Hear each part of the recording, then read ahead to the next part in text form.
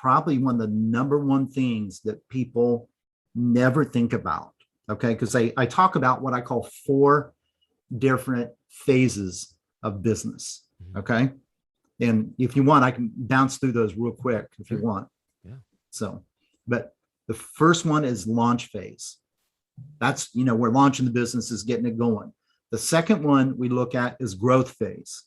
And that's where we're starting to grow our real estate and business. Now we're starting to invest more in marketing. We're starting to maybe make our first hire or 2 on things. They're starting to grow that and maybe add in some systems. Okay. And then what happens is and this is typically what most people do, is they get to the growth phase and then they say, I want to go ahead and scale it. I want to go in different markets and stuff like that. So what they do is they jump up to the 4th phase, skipping the 3rd phase. And the 4th phase is scale. But every time they do that, when they skip the 3rd phase, it collapses back in their lap. I know, I've done that more than once. And here's what the 3rd phase is. And this is the thing that I think that I want to ring to all your listeners, is it's the constraint phase. I want to dig into that. What does that mean? If that seems to be where everybody's kind of getting tripped up, let's spend some time. Man. Let's spend some time talking about that. What does that even mean, constraint? So here's what we see, Brian, all the time, is people get into this position where when I look at this, when you don't learn to put constraints on your business, and that includes you yourself, okay, and different team members. Think about it this way, okay? A good example is this. All right, so let's just say that we're in the business of buying properties to fix up the resale, but also we want it to do wholesaling, and also we want to buy and hold, okay?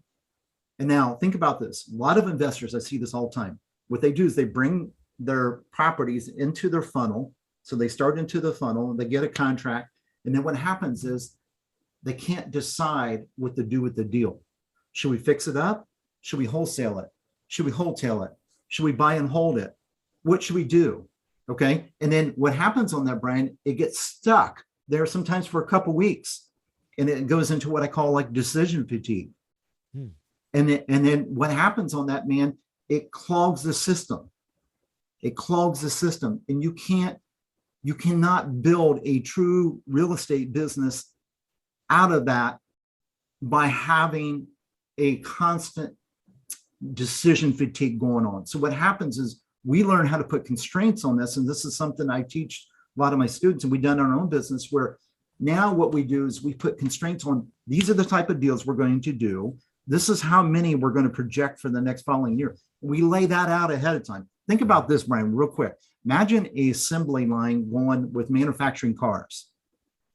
And they're running down cars down this assembly line. Right in the middle of it, you get a bright idea that you want to turn around and start manufacturing trucks right in the middle of the assembly line. What is that going to do to your process? Well, I get where you're going with that. Here's the argument, or I want you to explain this part of it that maybe I'm not getting. It's going to be different with an assembly line of vehicles. It's not like, oh, well, all of it, that frame turned out to look kind of this wonky, this kind of way, so we need to make a truck out of it. We need to make this. You're getting different types of deals coming down this assembly line that can be different. Some of them maybe lend themselves better to wholesaling. Some may lend themselves better to fix and flip. And are you trying to say we shouldn't be doing all of that at once, what are you trying to say specifically? Because I might be able to make more profit here with this strategy versus this strategy, or should we worry about? There's nothing wrong with doing the different strategies, but here's what you have to look at, Brian.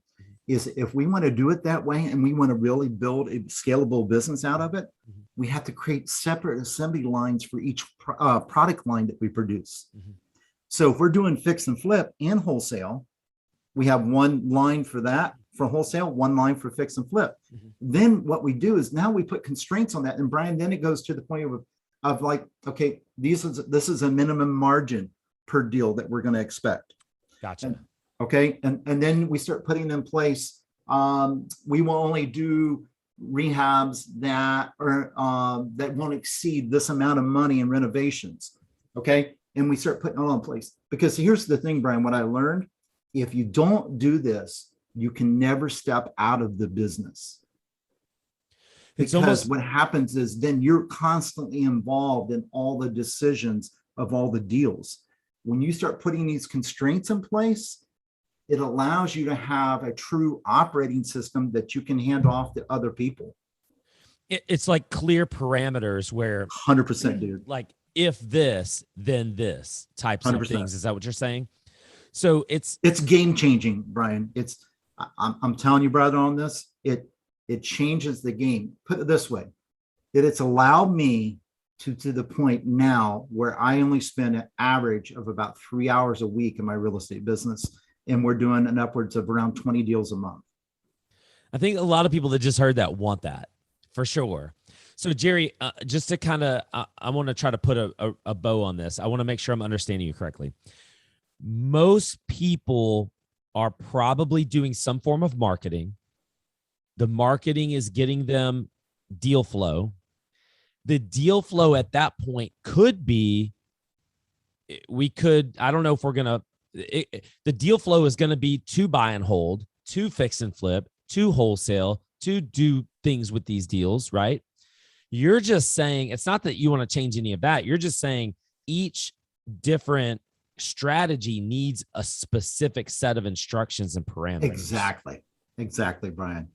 And you gave a couple of those examples. Can you think of more like it needs to have a certain amount of spread for it to be a flip? It needs to have we're not going to do a certain amount of rehab. We don't want to do $100,000 rehab or a complete gut because it probably takes a lot of time and a lot of stretch our resources possibly. That could just be for us for where we are today. Is that the kinds of things that you're talking about? Yeah, absolutely. And I know, think about this too. For real quick, another perfect example of the constraints is, so I used to be involved in all the decision-making on the deals. So what we had to do, Brian, was we had to turn around and build in basically what we call like calculators, like deal calculators, that we could automate those and pass them off to the acquisitions team. Mm-hmm. So now I'm pulled out of that side of things. I'm putting constraint on myself. Now I'm no longer making decisions on the deals. What happens is the acquisitions team makes the decisions, and we never, even my COO, Ashley, never looks at a deal unless it's under contract.